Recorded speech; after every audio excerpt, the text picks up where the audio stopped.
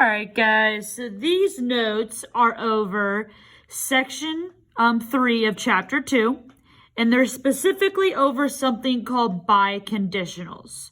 Okay, so first of all, a biconditional is a single statement that combines a true conditional. So that's those if-then statements. So it combines a true conditional and its true converse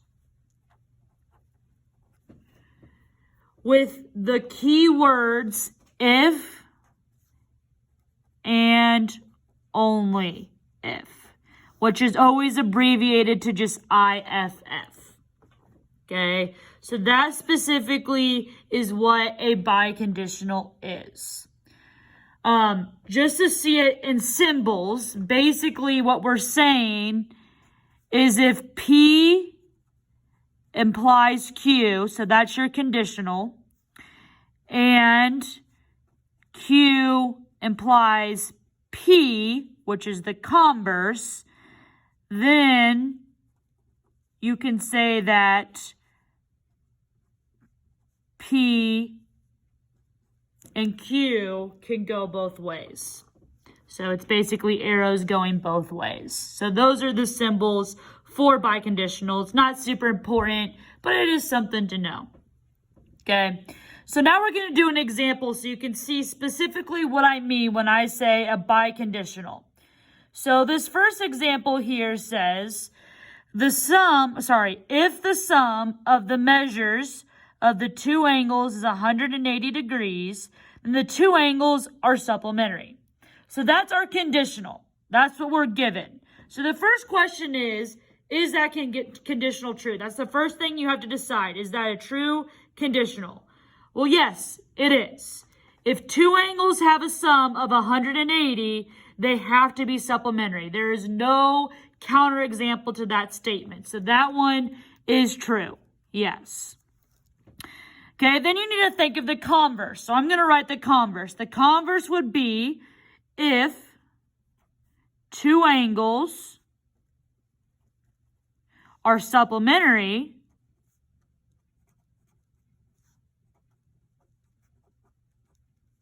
then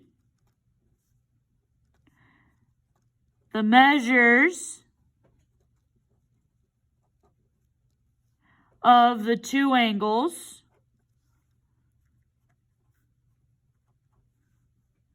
is 180.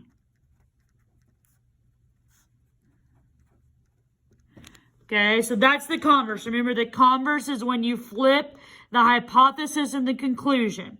So we have this statement, which tells us if two angles are supplementary, then the measure of the angles are 180 degrees. Yes, this is also true.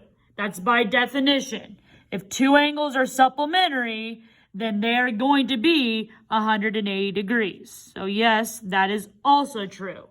Since both are true, the conditional and the converse, we can write a biconditional here. Okay, so basically, you take the hypothesis of one, you put if and only if, and then you write the conclusion. So for example, the sum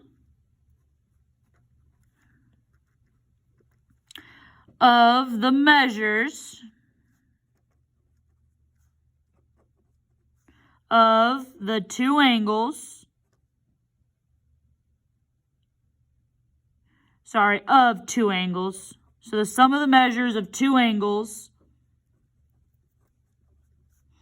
is 180 if and only if.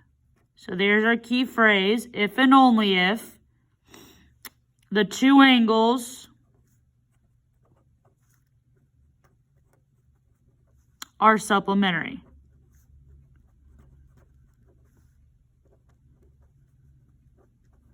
So again, you took the hypothesis, which is the sum of the measures of two angles is 180. So the sum of the measures of two angles is 180.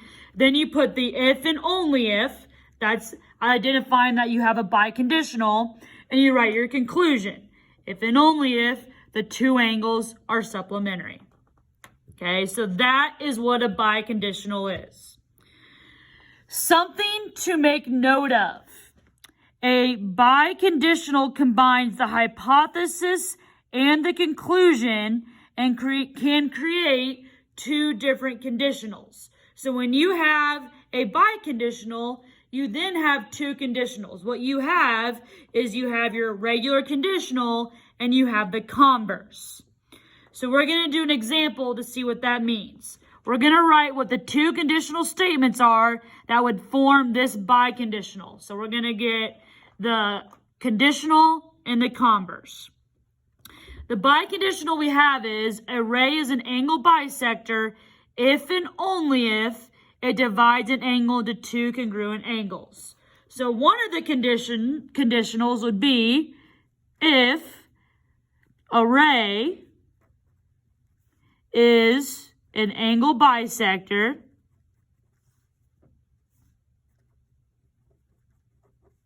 then it divides an angle into two congruent angles.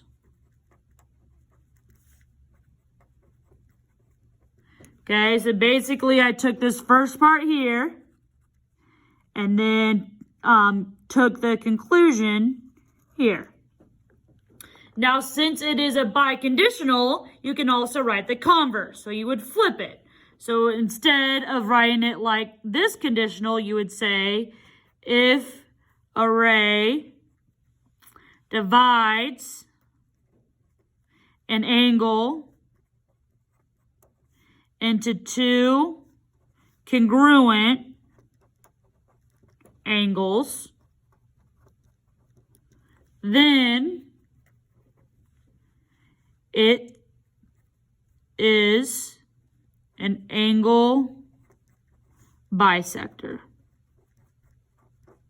So those would be my two conditionals. Okay, so that's all we have on biconditionals. That's all we have on biconditionals. One thing that I want to talk about before we end these notes is how biconditionals are great definitions, okay? Because they work both ways, so they're really good definitions. With geometry, it's important that you know what a good definition is. So real quick, I'm going to go through some key things that create good definitions. So first of all, a definition is going to be a statement that helps you identify or classify an object.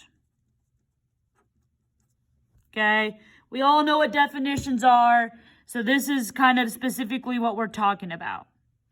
Undefined terms such as point, line, and plane are already understood, okay, and they're then used to help define other terms like segments, right? So a good definition really helps you identify and classify an object. A good definition has several important components. Three main things that it has is good definition uses clearly understood terms, and these terms should be commonly understood or already defined. Okay, so you're using words that people definitely know. All right. A good definition is also going to be precise. Okay, good definition should avoid words like large, sort of, or almost. You want to be very precise with your definitions.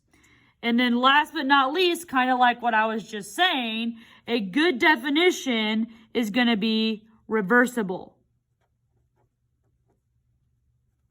So basically, that means you can write a good definition as a biconditional. So biconditionals make really good definitions. All right, that's all for these notes. Have a great day. See you guys soon. Bye.